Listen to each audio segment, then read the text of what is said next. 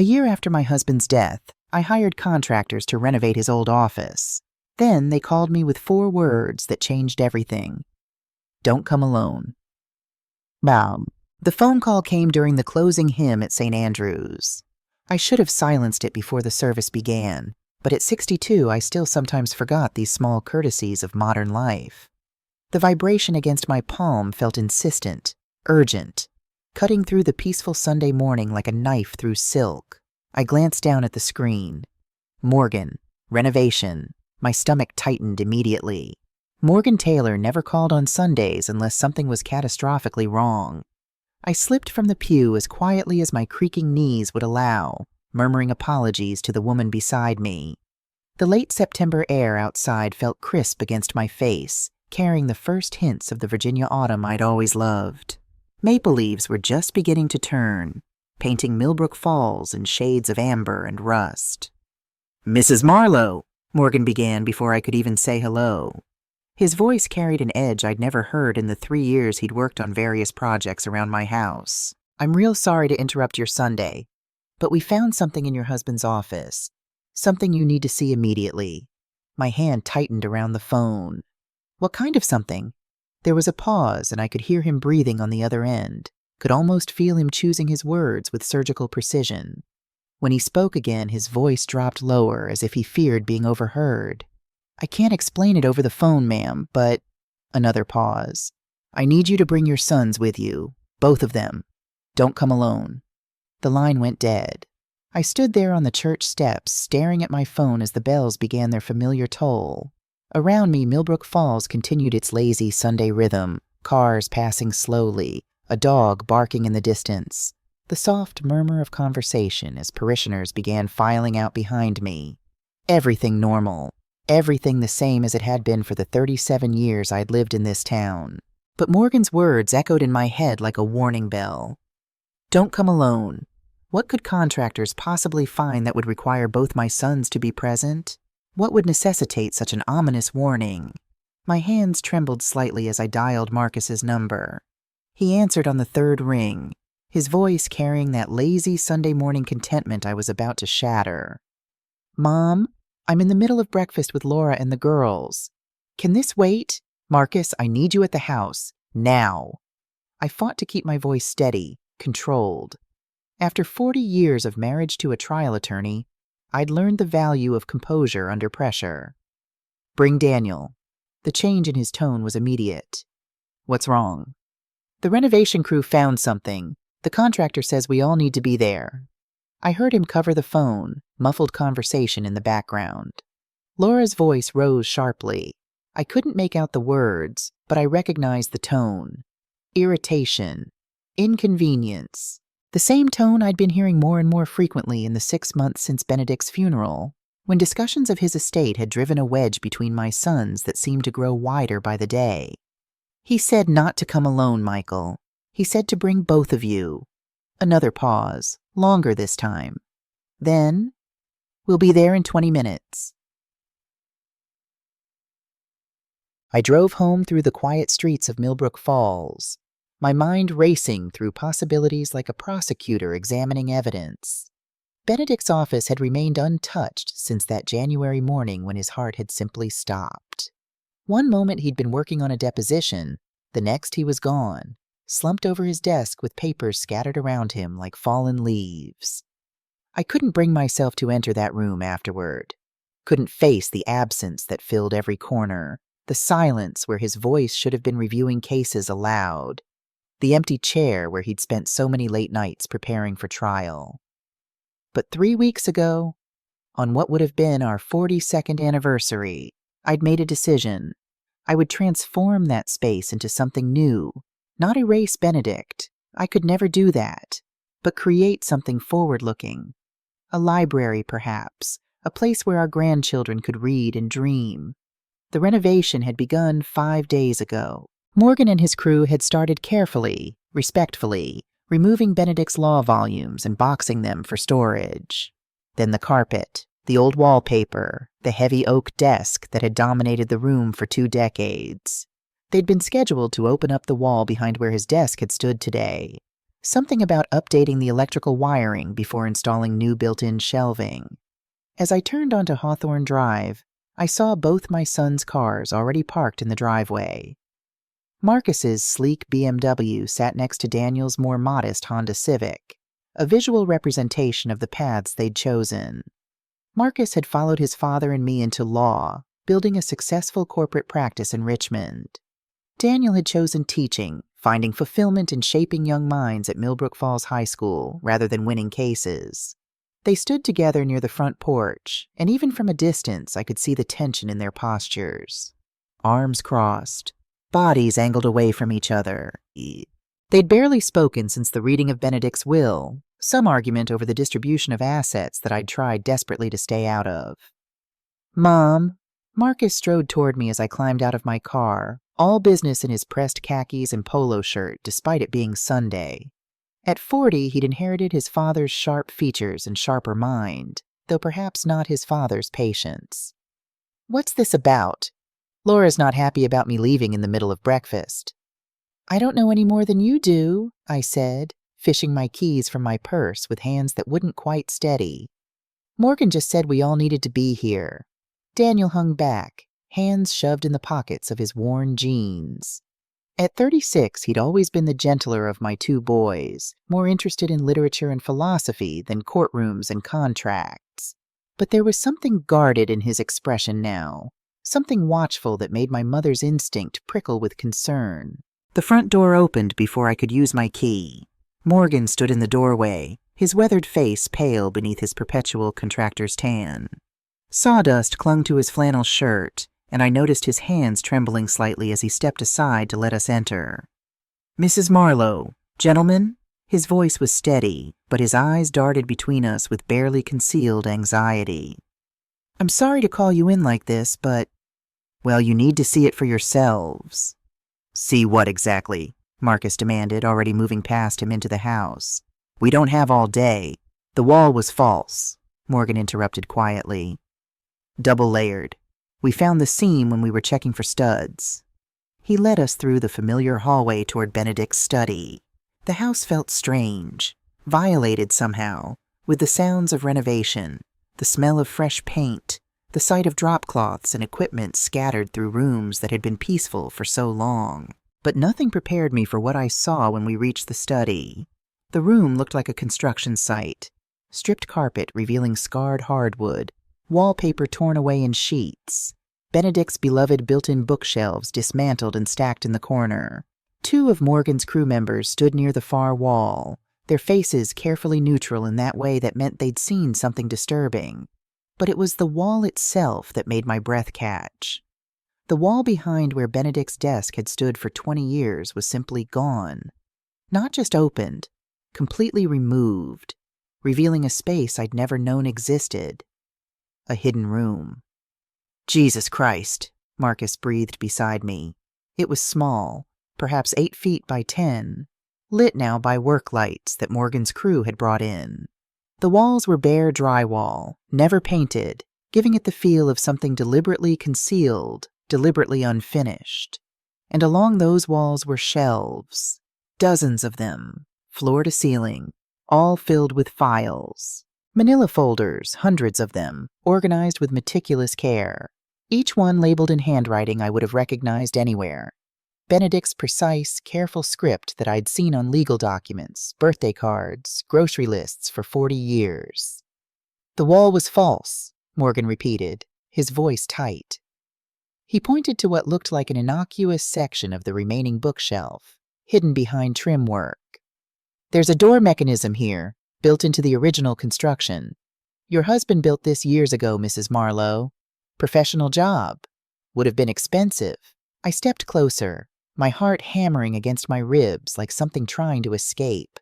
The files were organized alphabetically, each tab bearing a name.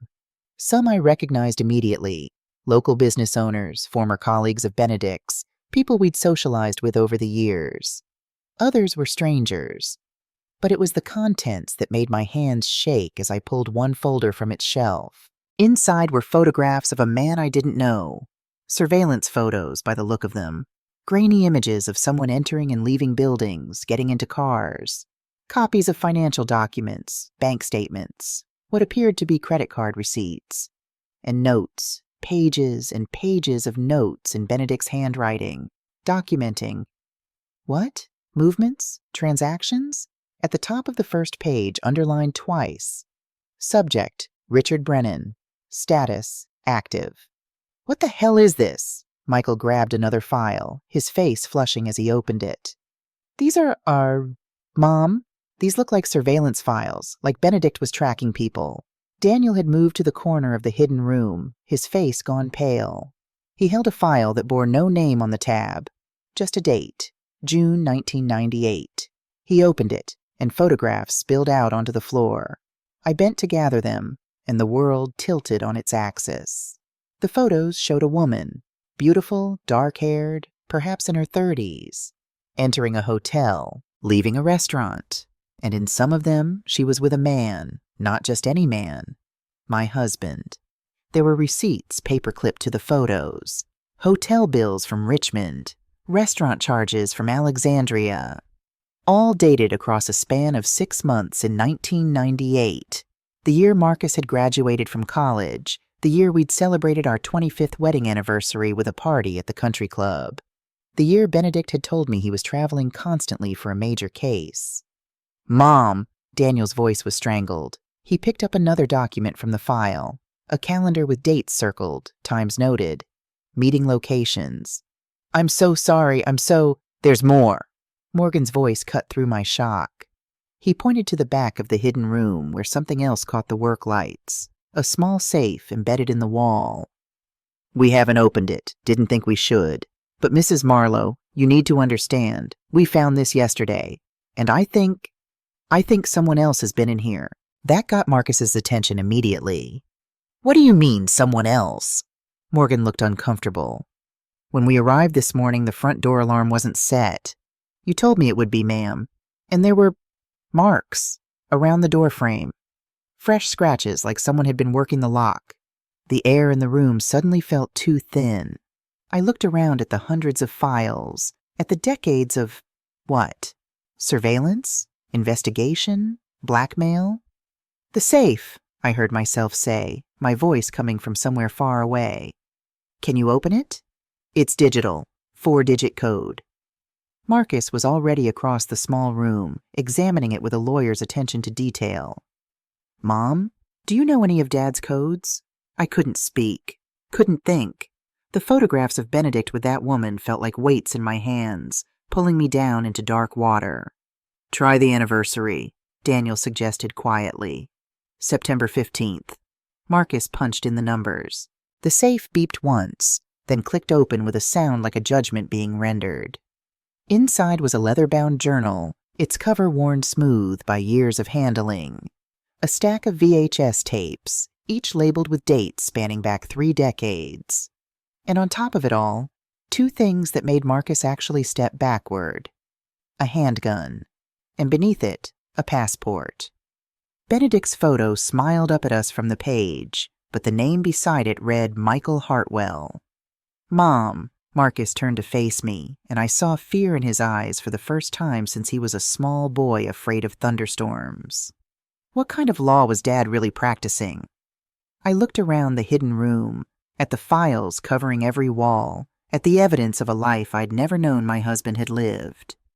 Benedict Marlowe, the man who'd kissed me goodbye every morning, who'd sat across from me at dinner every night for 4 decades, who'd held my hand through 2 pregnancies and 1,000 ordinary days. He'd been a stranger with secrets that someone wanted to keep buried. Because Morgan was right, I'd noticed the same things he had, small details that might have meant nothing individually but together formed a pattern. The scratches around the front door lock that hadn't been there last week when I'd met with Morgan to finalize the renovation plans. The faint smell of cigarette smoke in the hallway this morning, though no one in my family smoked and Morgan's crew didn't allow smoking on job sites. The way the alarm code had failed to work when I'd stopped by 3 days ago to drop off paint samples, I'd assumed it was a glitch, called the security company, thought nothing more of it. But now, standing in this hidden room filled with evidence of Benedict's secret life, I understood with chilling clarity. Someone else knew about this room. Someone who'd been searching for something. And they might be searching still. "We need to call the police," Daniel said, his voice cutting through my spiraling thoughts. But Marcus shook his head, his lawyer's mind already working through implications and consequences. "And tell them what? That Dad had a hidden room? That's not illegal. The gun probably is. Virginia requires registration. But that's hardly—" "Marcus." I cut him off, my voice firmer than I felt. I'd spent 40 years as a trial attorney's wife, learning to read people, to see patterns, to understand the weight of evidence. "Look at these files. Really look at them. What do you see?" He pulled another folder from the shelf at random, opened it. His eyes scanned the contents. More photos, more documents, more of Benedict's meticulous notes. I watched comprehension dawn on his face like a sunrise he didn't want to see. "These are blackmail files," he whispered. I nodded slowly, my hands still trembling. "And if your father was keeping them, if he hid them this carefully for this long, there's a reason. Someone wanted this information. Someone powerful enough to be afraid of what might be found here." The sound of footsteps on the front porch stopped me mid-sentence. We all froze, Morgan's crew included. The doorbell rang, sharp, authoritative, official. Morgan moved to the window, peered out, and went even paler. "There's a federal cruiser in your driveway, Mrs. Marlowe." Federal, not local police, not even state. Federal. A knock at the door, more insistent. A voice called through. "Mrs. Marlowe, this is Deputy Marshal Vincent Hayes. I need to speak with you about your husband's estate." Deputy Marshal. The words hung in the air like smoke. Estate. As if this were routine. As if federal marshals regularly made house calls on Sunday mornings about probate matters. I looked at my sons, saw my own fear reflected in their faces. Whatever Benedict had been involved in, whatever secrets he'd kept hidden behind that false wall, they'd just found us. And I had no idea what we'd done to put ourselves in danger, or how to protect my family from what was coming. The marshal knocked again, waiting. Time seemed to freeze in that hidden room, surrounded by evidence of a life I'd never known, holding photographs of my husband with another woman, while a federal officer stood at my door asking questions I had no answers for. Morgan looked at me, waiting for direction. My son stood tense, ready for— what? Flight? Fight? Neither seemed possible when we didn't even know what we were facing. I took a deep breath, set down the file of photos with hands that wanted to shake, and started toward the hallway. Behind me, Marcus grabbed my arm. "Mom, wait. We need to think about this." But I'd already made my decision. Whatever Benedict had done, whatever he'd been hiding, I would face it. I'd spent a year grieving a man I thought I knew. Now it was time to discover who he'd really been, even if the truth destroyed everything I'd believed about my life. Even if it destroyed me. Deputy Marshal Vincent Hayes was younger than I'd expected. Perhaps 48, with steel gray hair cropped military short and eyes that missed absolutely nothing. He stood on my porch with the patient stillness of a man accustomed to waiting, his badge displayed prominently on his belt beside a holstered weapon I tried not to stare at. "Mrs. Marlowe." He nodded respectfully, his Virginia drawl softening the formality of his presence. "I apologize for the Sunday intrusion. I'm following up on some irregularities related to your late husband's estate filing. May I come in?" Behind me, I felt Marcus tense like a bowstring pulled taut. Daniel had gone silent in that way he had when processing information he didn't want to accept. Morgan and his crew were still in the house, witnesses to whatever was about to unfold. "Of course," I said, stepping aside. My voice sounded remarkably calm, considering my heart was attempting to break through my ribcage. "Though I'm not sure what irregularities you're referring to. Everything was handled by my husband's law partner, Edward Porter." Something flickered in Hayes's eyes at the mention of Edward's name. Recognition, or perhaps confirmation of something he'd already suspected. "Yes, ma'am. That's actually part of what I need to discuss with you." He followed me into the living room, his gaze sweeping across the renovation chaos with professional assessment. His eyes lingered on the open doorway to Benedict's study, and I saw it then. He knew, or suspected, about the hidden room, about what we'd found, about all of it. Marshal Hayes. Marcus stepped forward, extending his hand with the practiced ease of a corporate attorney who'd negotiated deals worth millions. I'm Marcus Marlowe, Mrs. Marlowe's eldest son. Perhaps you could explain the nature of this visit. Hayes shook his hand, sized him up in a glance that seemed to catalog everything from Marcus's expensive watch to his defensive posture. I'm investigating potential financial crimes related to several estates managed by the Marlowe and Porter law firm over the past 15 years. The words fell like stones into still water, sending ripples through everything I thought I understood about my husband's practice. My father's firm? Marcus's voice sharpened with the precision of a scalpel. That's impossible. Marlowe and Porter has an impeccable reputation. Benedict built that practice on integrity. Had, Hayes corrected quietly. Edward Porter disappeared 4 days ago, cleaned out the firm's trust accounts, approximately $2.3 million, and vanished. We've issued a federal warrant. The room spun. I gripped the arm of the sofa to steady myself, my knees suddenly unreliable. Edward Porter had been Benedict's partner for 30 years. He'd been a pallbearer at the funeral, standing solemn-faced beside the casket of his best friend. He'd helped me navigate the endless paperwork after Benedict's death, had assured me everything was in order, had sat in this very room 3 weeks ago helping me sign documents to authorize the renovation, and now he was gone, with millions, like a thief in the night. When you say disappeared, Daniel asked slowly, carefully, do you mean... I mean his wife came home Thursday evening to find his clothes gone, his computers wiped clean, and a note saying he was sorry. Hayes pulled out a small notebook, flipped it open with practiced efficiency. Mrs. Marlowe, when did you last speak with Mr. Porter? I struggled to organize my thoughts, to push through the shock that was threatening to overwhelm my ability to think clearly. 3 weeks ago, when I signed the papers to authorize this renovation, he came here to the house. Did he seem agitated, worried, different in any way? I thought back to that afternoon. Edward had been his usual self, professional, sympathetic, slightly distracted perhaps. But there had been something, a question that had seemed odd at the time but that I'd dismissed as simple curiosity. He asked about Benedict's office, I said slowly, watching Hayes's pen pause on his notebook. Whether I'd found anything unusual among his papers, any files or documents that seemed out of place. Hayes's eyes sharpened with the focus of a predator catching a scent. And had you? Marcus shot me a warning glance, but I was tired already. Tired of secrets, tired of lies, tired of pretending I understood what was happening when clearly I understood nothing at all. No, I hadn't been in the office since Benedict died. Not until the renovation began. It was technically true. I hadn't found anything. The contractors had. Mrs. Marlowe.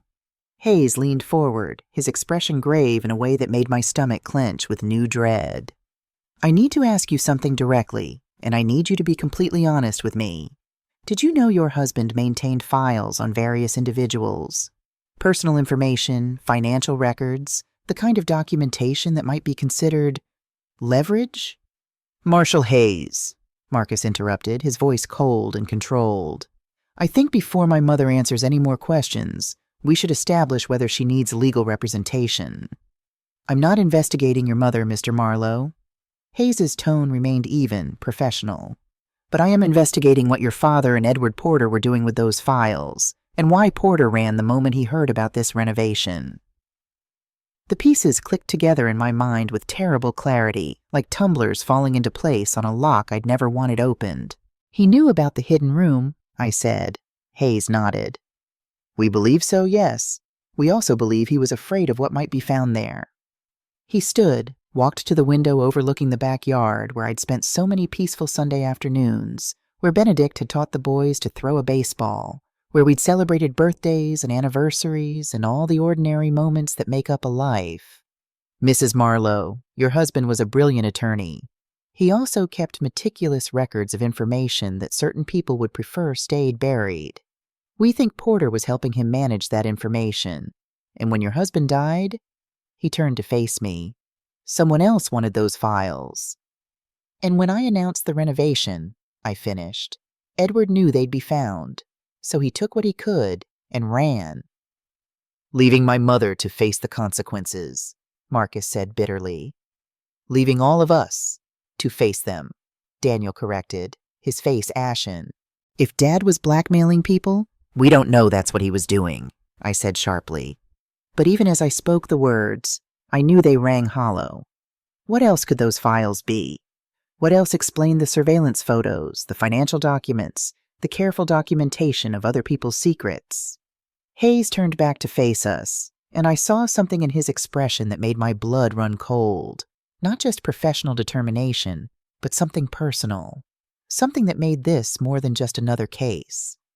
I need to see that room, he said. Whatever your husband was hiding, it may be evidence in a federal investigation, and it may also help us locate Edward Porter before he stopped. Before what? I demanded. Before whoever he's running from catches up to him. Before anyone else gets hurt, Mrs. Marlowe. The weight of his words settled over the room like a funeral shroud. I looked at my sons, Marcus with his lawyer's mind calculating risks and outcomes, Daniel with his teacher's instinct for protecting the vulnerable, and made a decision. Follow me. Hayes spent the next hour in the hidden room, photographing everything, making notes in his precise handwriting, occasionally asking questions I couldn't answer. Who were these people? When did Benedict compile these files? Did I recognize any of the names? I recognized 3 immediately, and each recognition felt like a small betrayal. Lawrence Foster, who'd served as mayor of Millbrook Falls from 2008 to 2014. He and his wife had been to our house for dinner parties. Their daughter had been in Marcus's class at school. He'd given a eulogy at Benedict's funeral that had made me cry. Patricia Morrison, principal of Millbrook Falls High School, where Daniel taught English literature. She'd hired him fresh out of college, had been a mentor and friend. I'd had coffee with her just last month. Sheriff Thomas Wright, recently retired after 30 years of service. He'd been Benedict's friend since we'd moved to Millbrook Falls, had promised at the funeral to look out for me, to make sure I was safe. All 3 had files documenting secrets that could destroy them. Affairs, financial improprieties, abuse of power, all meticulously cataloged in Benedict's careful handwriting. Mom, Daniel stood in the doorway of the hidden room, holding the leather-bound journal we'd found in the safe. His hands trembled slightly. You need to see this. It's Dad's handwriting. It's a ledger. Hayes took the journal, flipped through pages filled with Benedict's precise script. Dates, names, amounts, payments received, services rendered. The clinical language of transactions that made my skin crawl. Your father was running a protection service, Hayes said finally, looking up from the journal with something that might have been pity in his eyes. People paid him to keep their secrets, substantial amounts based on these figures. That's not possible, I whispered, but I was staring at entries dated across decades. Thousands of dollars. Tens of thousands, all meticulously recorded like any other business transaction. Marcus snatched the journal from Hayes's hands, his face flushed with anger and something deeper, shame perhaps, or the death of an image he'd held of his father his entire life. This doesn't prove anything. These could be legitimate legal fees for cases that were never filed with the court, retainers that— Mr. Marlowe. Hayes's voice was gentle but firm. I've already cross-referenced some of these names with public records. Your father wasn't representing these people in legal matters. He was collecting money to keep quiet about information he'd gathered. Then he was a criminal, Marcus said flatly, the words seeming to cost him something vital. Or he was protecting people, I said quietly. Everyone turned to look at me. What if these weren't victims? I continued, the idea forming even as I spoke it. What if they came to him, asked for help managing situations, and he provided that service? Hayes studied me with new interest, reassessing. An interesting perspective, Mrs. Marlowe. Is that what you believe? I didn't know what I believed anymore, but I knew Benedict, knew the man who donated to the hospital fundraiser every year without fail, who'd mentored young lawyers pro bono, who'd held me when my mother died and told me everything would be all right. That man couldn't have been a simple blackmailer, could he? I believe my husband was complicated, I said carefully, and I believe there's more to this story than we understand. My phone buzzed in my pocket. A text from an unknown number. Stop looking. Some secrets should stay buried. I showed it to Hayes, watched his expression harden into something dangerous. I need a trace on this number, he said into his phone, stepping away. And I need a security detail at 428 Hawthorne Drive. Priority 1. Security detail. The words made it real. We weren't just dealing with old files and ancient history. We were in danger. Not theoretical future danger, but immediate, present threat. Marshall, I said slowly, my mind working through implications. If someone knows we found this room, knows we're looking through these files, why warn us to stop? Why not just take what they want? Hayes met my eyes. Because they don't know what you've found yet, Mrs. Marlowe. They're trying to scare you into walking away before you discover something specific. Something they can't afford to have exposed. Discover what? Daniel demanded. That's what we need to figure out before the sound of shattering glass cut him off. We all froze as a brick crashed through the living room window, wrapped in paper, trailing glass fragments like deadly confetti. It rolled across the hardwood floor and came to rest against the fireplace. Hayes had his weapon drawn before the brick stopped moving. Everyone down! Away from the windows! Marcus pushed me behind the sofa. Daniel crouched beside us, his breathing rapid and shallow. Through the broken window, I heard an engine roar to life, tires squealing as a vehicle fled down Hawthorne Drive. Hayes spoke rapidly into his radio, calling for backup, issuing descriptions I couldn't process through the ringing in my ears and the hammering of my heart. When he was satisfied the immediate threat had passed, he retrieved the brick with gloved hands, carefully unwrapped the paper. What does it say? I asked, my voice sounding distant and strange to my own ears. His face was grim. It's a list of names, 23 of them. He looked at me, and I saw fear in his eyes, not for himself, but for us, including your sons, and you. He held up the paper so I could see. There, in neat typed rows, were names I recognized. Neighbors, friends, people from church. Morgan and his crew, Marcus, Daniel. And at the top, underlined twice, Florence Marlowe. At the bottom, scrawled in red marker, everyone who knows pays the price. We're taking you into protective custody, Hayes said, his voice brooking no argument. All 3 of you, right now. Wait, I stood, ignoring Marcus's protests. I need something from the hidden room first. Mrs. Marlowe, 1 minute, please. Hayes hesitated, then nodded sharply. Make it fast. I walked into Benedict's gutted office, into that secret room that had upended everything I thought I knew about my life, my marriage, my husband. The files lined the walls like accusations. So many lives documented. So many secrets preserved. But I wasn't looking at the files. I was looking at the VHS tapes in the safe. The dates on them spanned decades, but one caught my eye immediately. September 15th, 1987, the day we'd moved into this house. The day Benedict had insisted on setting up his office first, before even unpacking the kitchen. The day he'd worked late into the night, alone while I got the boys settled in their new rooms. The day he'd built this room.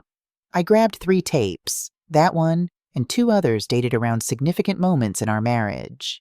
Moments when Benedict had been distant, preoccupied, secretive in ways I'd attributed to work stress or the normal ebbs and flows of a long relationship. "Mom, we need to go," Marcus called from the hallway. I slipped the tapes into my cardigan pockets and returned to find my sons being ushered toward the door by federal agents who'd arrived with remarkable speed. As I stepped out into the cool September afternoon, I looked back at my house, the home where I'd raised my children, where I'd built a life with a man I thought I knew. Someone had threatened my family. Someone wanted these secrets buried badly enough to hurl a brick through my window, to terrorize us in broad daylight. But they'd made a mistake. They'd assumed I would run, would hide, would let federal agents take over while I trembled in fear like a helpless old woman who needed protecting. They didn't know that I'd spent 40 years married to a man who kept secrets. I'd learned a few things about patience, about observation, about waiting for the right moment to act. And I'd learned that the most dangerous person in any room is the one everyone underestimates. The 62-year-old widow, the grieving wife, the confused, helpless woman who needed protection. Let them think that. Let them believe I was fragile, overwhelmed, out of my depth. While they watched for weakness, they wouldn't see the strength. I climbed into the back of the federal vehicle, the VHS tapes heavy in my pockets like secrets waiting to be told, and began to plan. The safe house was a nondescript ranch in Fairfax County, 40 minutes from Millbrook Falls. Beige siding, brown shutters, a lawn that desperately needed mowing. The kind of place you'd drive past without a second glance. Perfect camouflage for people who needed to disappear. "You'll stay here until we assess the threat level," Hayes explained as he ushered us inside. The interior matched the exterior's studied blandness. Government-issue furniture, bare walls, the faint smell of industrial cleaner that spoke of countless previous occupants who'd needed protection from various dangers. "We've got agents posted outside. No one gets in or out without authorization." Marcus immediately began making calls, to his office, to Laura, to anyone who would listen to his complaints about the disruption to his carefully ordered life. Daniel sat at the kitchen table staring at nothing, his face still pale from shock. I excused myself to the bathroom, locked the door, and pulled out the VHS tapes. 3 cassettes, 3 different eras of our marriage. But no way to watch them. I doubted the safe house came equipped with a VCR. A soft knock interrupted my thoughts. "Mom?" Daniel's voice, uncertain and young-sounding despite his 36 years. "You okay?" I slipped the tapes back into my pockets and opened the door. "I'm fine, sweetheart." He studied me with the concern that had always made my heart ache. Of my 2 sons, Daniel had always been the more perceptive, the one who noticed when something was wrong, who paid attention to the spaces between words. "This is insane," he said quietly. "All of it. Dad couldn't have been what they're saying he was." "I know. The files, Mom. All those people. What if they're coming after us because he—" He struggled with the words, with a thought too terrible to voice fully. What if Dad hurt people? What if he ruined lives? It was the question I'd been avoiding, the fear that gnawed at the edges of my shock and confusion. Benedict had been many things. Brilliant, driven, sometimes distant, but cruel, destructive. I couldn't reconcile that with the man who'd read bedtime stories to our sons, who'd held my hand through my father's funeral, who'd kissed my forehead every morning before leaving for work, unless I'd never really known him at all. "Then we deal with the truth," I said, squeezing his hand. "Whatever it is. But we need to understand what really happened before we can defend him, or condemn him." That evening, while Marcus argued with Laura over the phone in the bedroom and Daniel dozed fitfully on the couch, I noticed something odd. The agent posted by the front door, a young woman named Torres, kept checking her phone, not casually, anxiously. And when Hayes stepped outside to take a call, I saw Torres follow him. Through the window, I watched them have what appeared to be a heated conversation. Hayes's body language was aggressive, territorial. Torres looked defensive, her hands moving in sharp gestures that spoke of disagreement or distress. They were arguing. About us. About the case. About something that made Hayes's jaw clench, and Torres's eyes flash with what looked like anger or fear. When Hayes returned, his expression was carefully neutral. But I'd spent 40 years reading people's faces at dinner parties and client meetings, learning to see past the masks we all wear. Something had changed. Something had shifted in whatever plan or strategy he'd been following. "Mrs. Marlowe." He sat across from me at the kitchen table, pulled out his notebook with hands that moved just slightly too quickly. I need to ask you some questions about your husband's partnership with Edward Porter. How much did you know about their business arrangement? I knew they were partners, equal shares in the firm. Benedict handled most of the trial work. Edward managed estates and contracts. Standard answers. Safe answers. Did you know Edward was married before? That his first wife died in a car accident in 1995? The questions seemed to come from nowhere, derailing whatever direction I'd thought this conversation would take. Yes, I knew.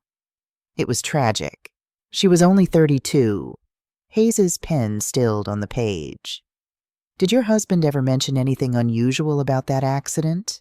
A cold feeling spread through my chest. What are you implying? I'm not implying anything. I'm asking if Benedict ever suggested the accident might not have been— He chose his words carefully. Accidental. Absolutely not. But even as I said it, I remembered something. A conversation years ago, after a firm dinner party. Benedict and I driving home in comfortable silence, and then him saying something odd about Edward, something that had struck me as strange at the time but that I'd dismissed. He's trapped now. No way out.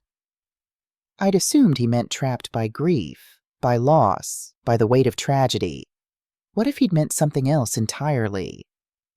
Marshall Hayes, I said slowly, watching his face. What did you find in those files about Edward's wife? He closed the notebook. That's part of an ongoing investigation. I can't— You think my husband knew something about her death. You think he used it to control Edward. The silence that followed was answer enough. I think your husband was very good at collecting insurance policies, Hayes said quietly. Information he could use if he ever needed leverage. And I think Edward Porter finally decided he'd had enough. My phone buzzed. Another text from the unknown number. Ask Hayes about his brother. I showed him the screen. Watched the color drain from his face like water circling a drain. Who sent this? His voice was tight, controlled in a way that suggested he was fighting to maintain composure. The same number as before. What does it mean? What about your brother? Hayes stood abruptly, walked to the window. When he spoke again, his voice was rough with emotion he couldn't quite suppress. My brother committed suicide 8 years ago. He was a banker in Richmond. Got caught up in some kind of financial scandal, lost everything, his job, his savings, his reputation. He turned to face me, and I saw pain in his eyes that went bone deep. Your husband's firm handled the investigation. The implications hung in the air between us like smoke. You think Benedict— I think my brother's name was in one of those files, Hayes said. And I think whatever information your husband had drove James to put a gun in his mouth. The room tilted. This wasn't just about investigating Benedict's crimes. This was personal. Hayes had a stake in whatever we uncovered, a score he'd been waiting 8 years to settle. Does your supervisor know? I asked carefully. Know what? That I requested this assignment? That I've been waiting 8 years to find out what your husband knew about my brother's death? His laugh was bitter. I'm the best person for this case, Mrs. Marlowe, because I understand exactly what kind of man Benedict Marlowe was. Then you're compromised. Marcus stood in the hallway, his face hard with the certainty of someone who'd found solid ground in a shifting landscape. You can't investigate objectively. You need to remove yourself. I need to find Edward Porter before he disappears with evidence that could answer 8 years of questions, Hayes shot back. And I need to figure out who else wants those files badly enough to threaten your family. So unless you want to file a formal complaint and wait for a new team to get up to speed, which could take weeks, I suggest we continue working together. Marcus looked at me. I saw the calculation in his eyes, the lawyer's assessment of risk versus reward, of devils known versus devils unknown. We continue, I said quietly. But Marshall Hayes, you need to be honest with us. All of us. No more secrets. He nodded slowly. Fair enough. Then here's the truth. We found something else in those files. A list of dates and locations. Meeting spots, we think, where your husband collected payments. The last entry is dated 3 weeks before he died. He pulled out his phone, showed us a photograph. The location is the old Riverside Mill out past Route 29. That's been abandoned for years, Daniel said. Exactly. Private. No witnesses. Perfect for clandestine meetings. Hayes swiped to another photo. We sent a team there this afternoon. Found this in the main building. The image showed a room set up like an office. Desk, filing cabinet, laptop computer. But everything was destroyed. Papers scattered like leaves after a storm. Drawers ripped out and overturned. The laptop smashed into pieces. Someone got there first, I breathed. 2 days ago by the look of it. Right around the time Edward Porter disappeared. Hayes swiped to another photo, and my blood turned to ice. A message. Spray painted on the wall in red paint that looked disturbingly like blood. The doctor knows. What doctor? Marcus demanded. That, Hayes said, is what we need to find out. The doctor knows. 3 words that changed everything. 3 words spray painted in red across a wall in an abandoned mill, like an accusation or a warning or both. I stood at the kitchen window of the safe house, watching darkness settle over the Virginia countryside like a shroud, and tried to make sense of it. A doctor, someone with medical knowledge, someone who knew about Benedict's files, about the secrets he'd kept, about whatever had happened at that mill 2 days before Edward Porter vanished into the wind with millions of dollars and a lifetime of guilt. My phone buzzed again. I'd been expecting it. Whoever was sending these messages seemed to have a timing that bordered on prescient, as if they were watching us, listening somehow, knowing exactly when to twist the knife. Your sons will pay for your husband's sins. Starting with Marcus's reputation. I showed it to Hayes, who'd been pacing the safe house perimeter like a caged animal for the past hour. He read it, cursed under his breath, and immediately made a call. But he was too late. Marcus's phone rang 30 seconds later. I watched my eldest son's face drain of color as he listened to whoever was on the other end. When he hung up, his hand was shaking. That was my senior partner. His voice came out hollow, empty of the confidence that usually defined him. Someone leaked confidential client information to the press. Information that was on my encrypted laptop. They're saying I violated attorney-client privilege. He looked at me and I saw fear in his eyes. Real bone-deep terror. They're opening an ethics investigation. I could be disbarred. It's escalating, Hayes said grimly. They're not just threatening anymore. They're actively destroying your family's credibility, your resources, your ability to fight back. Daniel's phone buzzed next. He read the message and the blood drained from his face so quickly I thought he might faint. The school board, he said quietly, showing me the screen. They're putting me on administrative leave, pending an investigation into... He stopped, swallowed hard. Allegations of inappropriate conduct with students. That's insane, I said, my voice rising despite my efforts to stay calm. Daniel, you're the most ethical teacher I've ever known. You'd never... Doesn't matter. His hand shook as he set down the phone. Once an accusation like this is made, it follows you forever. Even if it's proven false, even if they admit it was a lie. Parents will always wonder. Administrators will always have that doubt in the back of their minds. They were taking my sons down systematically, destroying their careers, their reputations, their lives. And they were doing it because I dared to look for the truth about my husband. We need to go public, Marcus said suddenly, his lawyer's mind already working through strategies. Release the files. All of them. If everyone's secrets are exposed, then everyone has motive to silence us. The threat becomes diffuse, manageable.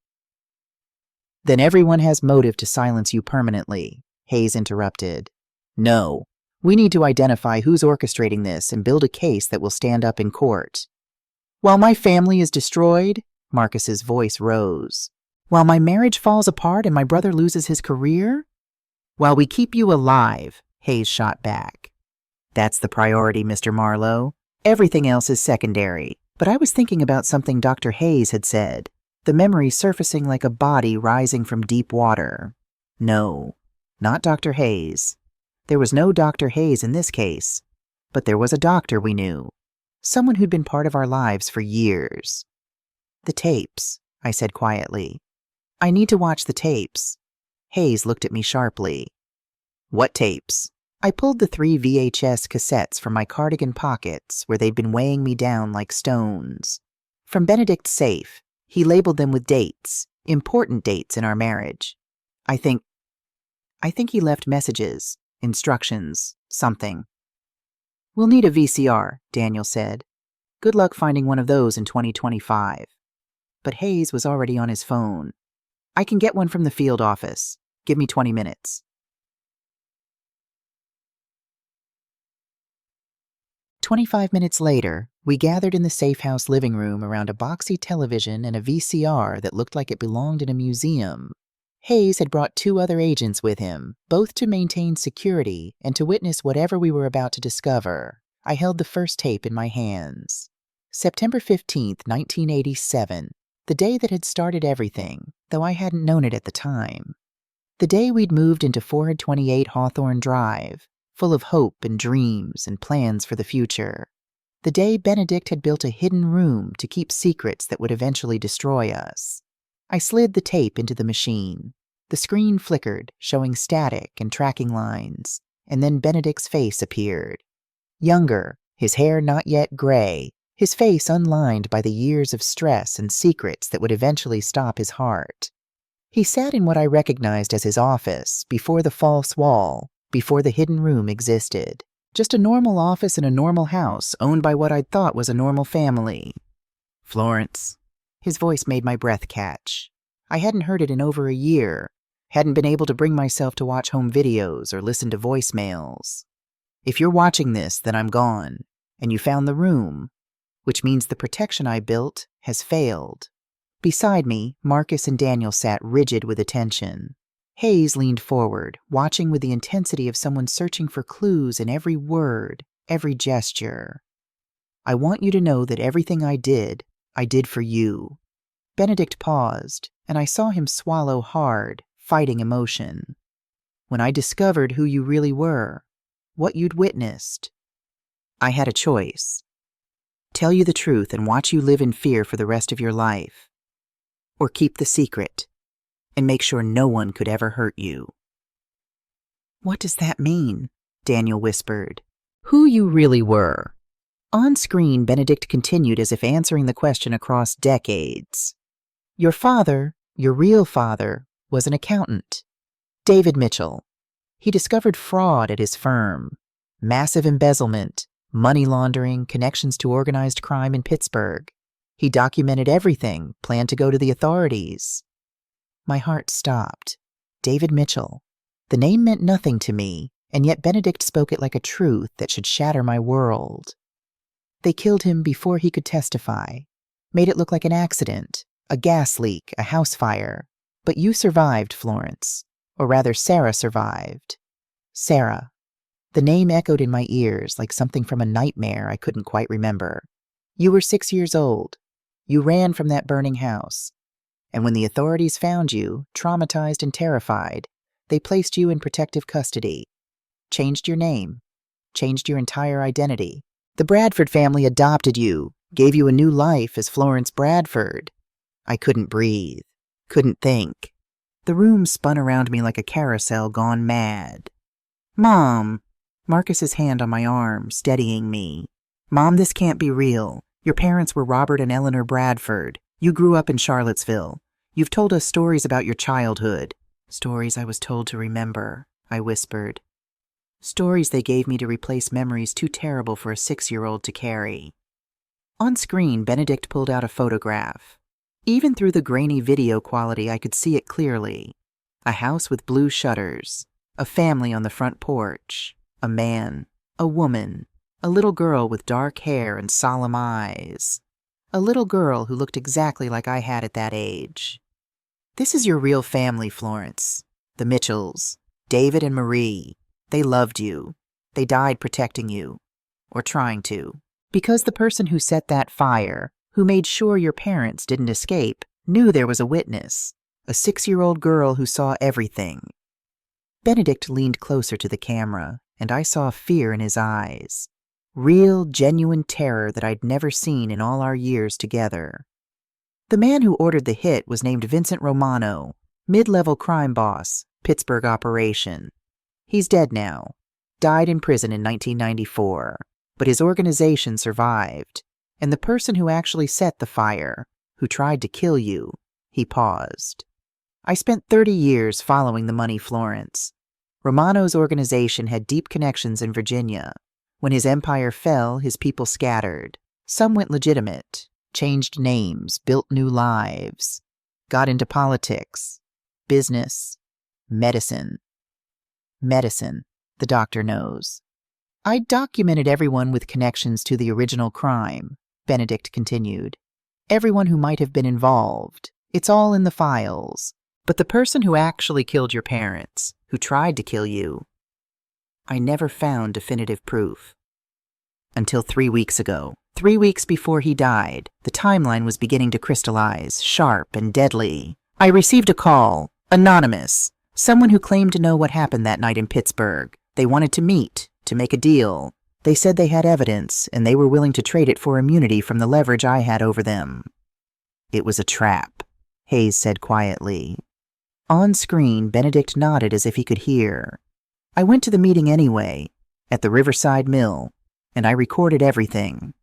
He pulled out a small digital recorder, held it up to the camera. If you're watching this tape, Florence, you need to find the others. They're hidden in places that mean something to us, places only you would think to look. The screen went black. We sat in silence for a long moment. Then Daniel spoke, his voice barely above a whisper. Mom, is this real? Are you really Sarah Mitchell? I closed my eyes and reached for memories that had been buried for 56 years. And suddenly, they were there. Fragments surfacing like pieces of a shipwreck rising from deep water. A house with blue shutters, the smell of my mother's perfume. My father at the kitchen table, worried, papers spread out in front of him. An argument with someone at the door, the smell of smoke, heat. My mother screaming for me to run. And a face at the window, young, male, watching the house burn with eyes that held no pity. Oh my God, I breathed. It's true, all of it. I remember. Marcus stood abruptly, paced to the window, his hands shaking. This is insane. Completely insane. Dad spent 40 years blackmailing people to protect you? Built an entire criminal empire because you witnessed a murder when you were 6 years old? To keep her alive, Daniel corrected quietly. To make sure that if anyone discovered who she really was, if anyone tried to silence her, Dad had enough leverage to make them think twice. And it worked, Hayes said. Until Benedict died. Until the protection he'd built collapsed and everyone he'd been controlling suddenly saw an opportunity. My phone buzzed. I almost didn't want to look at it. Almost threw it across the room rather than face whatever new threat was coming. But I looked. Found the mill. Found the office. Looking for the house next. Hope your son survived the search. They're going to my house, I said, standing. They're going back to Hawthorne Drive, looking for the other tapes. Absolutely not, Hayes said immediately. It's too dangerous. We'll send a team. They won't know what to look for. Benedict said he hid things in places that meant something to us, to our marriage, our life together. I grabbed my coat. I'm the only one who can find them. Then we're coming with you, Marcus said. Me too, Daniel added.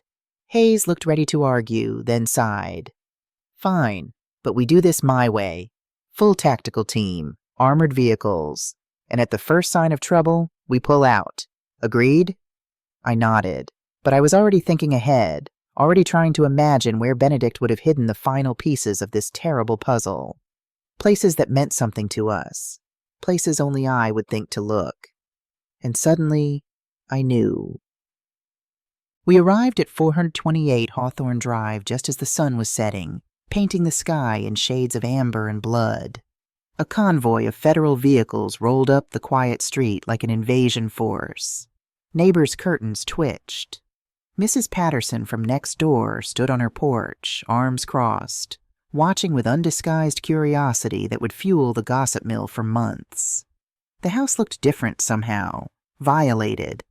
The yellow police tape still hung across the front door from the brick incident. Morgan's equipment sat scattered across the lawn. Sawhorses, tarps, stacks of drywall growing damp in the evening dew. Everything abandoned in the chaos of federal investigation and death threats. "Clear the perimeter first," Hayes ordered. 6 agents fanned out, checking the backyard, the garage, the shadowed spaces between houses where threats might hide. I stood on the sidewalk, keys in my hand, and tried to think like Benedict. Where would he hide something precious? Something that could only be found by someone who knew our history, our private moments, the geography of our marriage. "Mom." Daniel's voice, quiet and thoughtful. He was staring at something in the backyard, barely visible in the fading light. "The treehouse." I turned to look at him. "What about it?" "Remember when I was 10? I built that treehouse and Dad helped me. We spent an entire weekend up there, just the 2 of us." His eyes met mine. "He made me promise never to tear it down. Said it was important to keep some things exactly as they were built." My heart began to race. The treehouse. We'd kept it maintained even after the boys grew up and moved away, even though it served no practical purpose. Benedict had insisted on replacing boards when they rotted, keeping the structure sound and safe. I'd never questioned it, had assumed it was sentimentality, a father's desire to preserve a memory of his son's childhood. But what if it had been something else entirely? "Marshal Hayes," I called. "We need to check the treehouse." He looked skeptical, but nodded. "Ramirez, Santos, you're with Mrs. Marlowe. Everyone else, maintain your positions." The backyard was a minefield of shadows as evening deepened into night. The treehouse perched in the old oak's lower branches, accessible by a ladder Benedict had built with his own hands, teaching Daniel about carpentry and patience and the satisfaction of creating something that would last. Ramirez went up first, flashlight beam cutting through the darkness. "It's clear," he called down. "Just some old furniture and... Wait, there's something here." My hands shook as I climbed the ladder, each rung a journey into a past that was suddenly full of secrets and lies. The treehouse was exactly as I remembered. Small platform, weathered walls, the initials DM and MM carved into a support beam. Daniel Marlowe and Marcus Marlowe, brothers who'd once been close before Benedict's death, and estate lawyers had driven them apart. But Ramirez was pointing to a corner where a loose board had been pried up. Beneath it was a metal box, the kind designed to keep documents safe from weather and time. I lifted it out with trembling hands. The lock was simple, meant to keep out curious children, not determined adults. I broke it open with a rock Daniel handed me. Inside was another VHS tape, labeled with a date from 3 weeks before Benedict died. And underneath it, a file folder marked in red ink. Final evidence. "We need to watch this," I said. "Now." Back in the house, with agents posted at every entrance and exit, we gathered again around that ancient VCR. The tape quality was better this time. Benedict had used professional equipment, set up a fixed camera position in what I now recognized as the Riverside Mill office before it had been destroyed. Benedict sat at a desk, facing the camera with an expression I'd seen 1,000 times in court. Steely determination mixed with carefully controlled fear. "This is being recorded on October 8th, he said, his voice steady despite the pallor of his skin. "I'm meeting with someone who claims to have information about the Mitchell murders. Someone I've maintained leverage over for 15 years. The door in the background opened. A figure entered, initially obscured by shadow. Then they moved into the light, and I gasped. Patricia Morrison, the principal of Millbrook Falls High School, Daniel's boss and mentor, a woman I'd had coffee with just months before Benedict died. "Thank you for coming," Benedict said on screen. Patricia's voice was tight with tension. "Let's get this over with. You said you'd destroy the files if I told you what I know about Pittsburgh. If the information is genuine, yes. I'll destroy everything I have on your embezzlement from the school district." Daniel made a strangled sound beside me. "She's been stealing from the school? For how long?" 5 years, Benedict said on screen as if answering. "Skimming from various funds. But that's not why we're here, Patricia. You grew up in Pittsburgh. Your father worked for Vincent Romano's organization. Patricia's jaw tightened. He was a driver, low level. He got out before the arrests. But not before he participated in certain operations, Benedict continued relentlessly, including the Mitchell fire.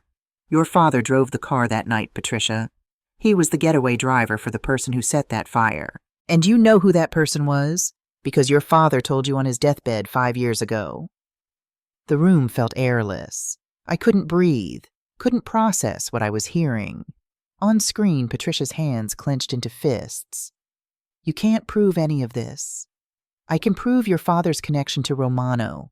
I can prove he was in Pittsburgh the night of the fire. And I can prove you've been paying someone for 15 years. Someone you're terrified of. Someone you're protecting. Benedict leaned forward. Tell me who killed the Mitchells, Patricia. Tell me who tried to kill my wife when she was 6 years old. The silence stretched like a wire pulled taut. Then Patricia laughed, but it was a broken sound, full of despair and terror. You don't understand. If I tell you they'll kill me. They've killed before, and they'll kill again. They killed Eddie Porter 2 days ago. My blood turned to ice. Eddie Porter, Edward's son. He'd been found dead last week, apparent overdose. Ruled accidental by the medical examiner. Eddie is dead? Benedict's face on screen had gone white. They made it look like drugs, but he knew too much. His father told him everything before running. Patricia stood, began to pace. You want a name? Fine, but it won't save you. Won't save any of us. She moved closer to the camera, her face filling the frame. The person who set the Mitchell fire was a Foster, but not Lawrence, the mayor. She paused for effect. His older brother, James Foster. He was 17, working for Romano's crew, trying to prove himself. He set the fire. He made sure the Mitchells couldn't escape. And then he panicked because there was a witness, a little girl who ran. My chest constricted. I couldn't breathe. The face at the window, the young man watching the house burn. It had been James Foster. James Foster spent 40 years wondering if that little girl would remember, Patricia continued. If she'd recognize him. When his family moved to Virginia, helped cover it up. When Lawrence got into politics, they all had something to lose if the truth came out. But James had the most to lose. Why? Benedict asked, his voice barely audible. Patricia's eyes glistened with unshed tears. Because he didn't just kill the Mitchells. He liked it, and he kept doing it. What do you mean? James Foster has killed 6 people over the past 40 years, made them all look like accidents, natural causes, anyone who got too close to the truth, anyone who might expose him. She looked directly into the camera. And now he knows about you, about your wife, about these files. Where is James Foster now? Benedict asked. Patricia smiled, but it was terrible, full of knowledge and horror and resignation. That's the thing, Benedict. You already know him. You've known him for 20 years. You just never realized who he really was. The screen went black. We sat in stunned silence. Then Hayes was on his phone, barking orders. I need everything we have on James Foster. Family records, aliases, employment history, everything. He changed his identity, I said, my voice sounding distant and strange. Just like I did. He became someone else. Someone local. Someone we knew. Someone we trusted, Marcus added, his face ashen. Daniel was staring at nothing, processing information his teacher's mind wanted to organize and understand. Principal Morrison was found dead 3 days ago. Carbon monoxide poisoning in her garage. Another accident, Hayes said grimly. Just like Eddie Porter. Just like the doorbell rang. Everyone froze.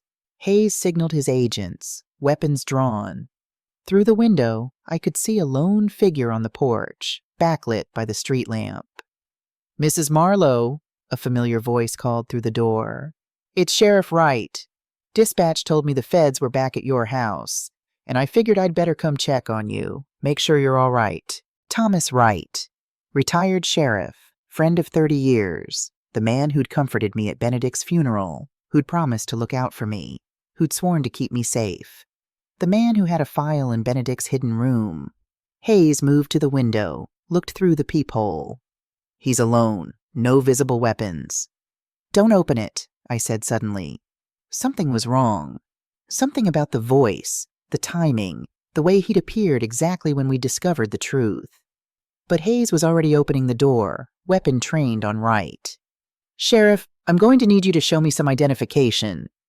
Thomas Wright stepped into the light. He looked exactly as he always had. Silver hair, weathered face, kind eyes that crinkled when he smiled. He raised his hands slowly, non-threateningly. Easy now, Marshal. I'm just here as a concerned citizen. Heard the commotion. Wanted to make sure Florence was safe. How did you know I was here? I asked, my voice surprisingly steady.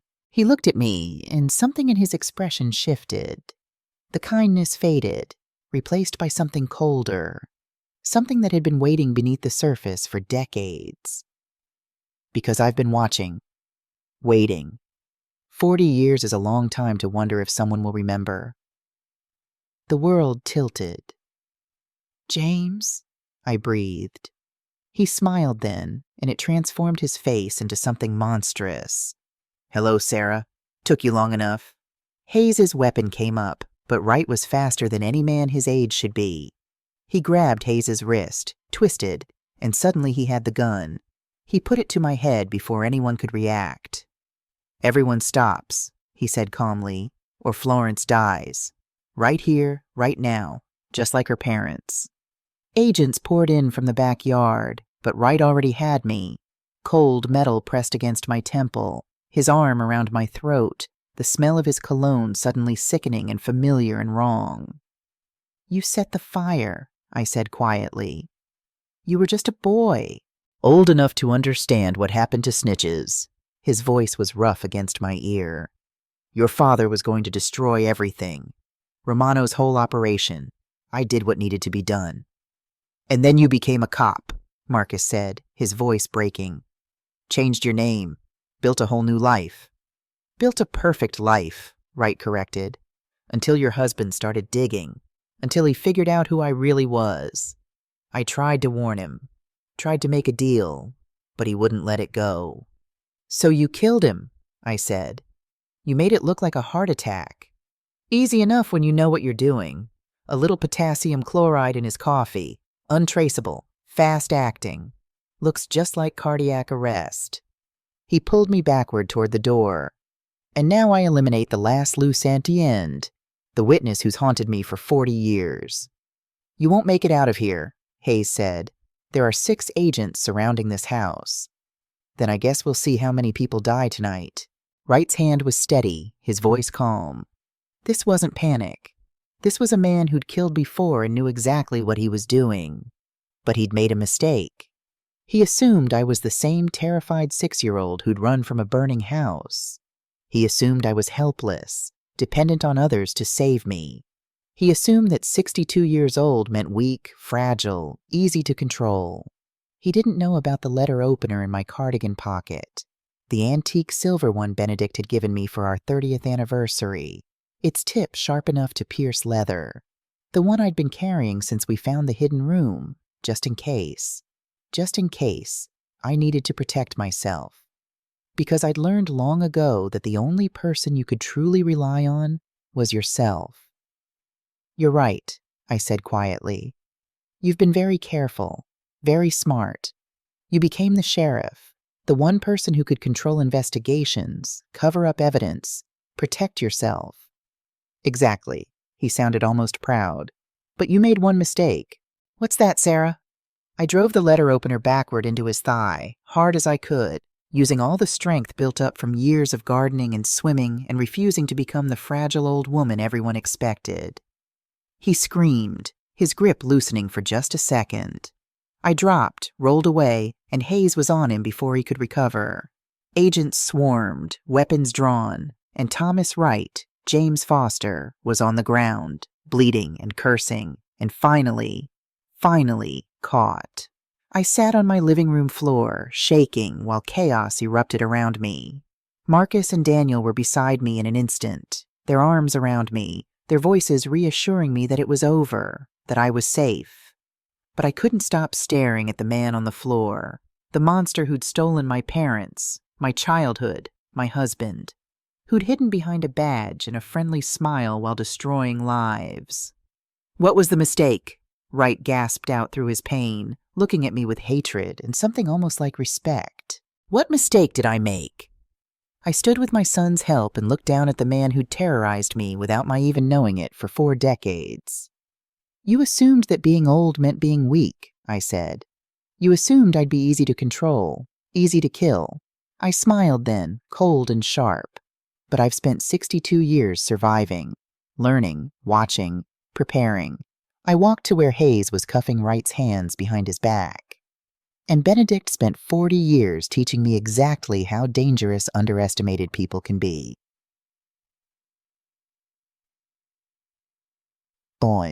3 weeks later, I sat in my kitchen on a Tuesday morning, watching the sunrise paint the oak tree gold. The treehouse was gone now, hauled away by Morgan's crew. In its place was empty space, room for new growth. James Foster had confessed to everything, not out of remorse, but with the clinical detachment of someone discussing a chess game he'd lost. 5 murders over 40 years. My parents, Benedict, Patricia Morrison, Eddie Porter, and a man named Gregory Walsh in 1998 who'd been investigating cold cases and gotten too close to the truth.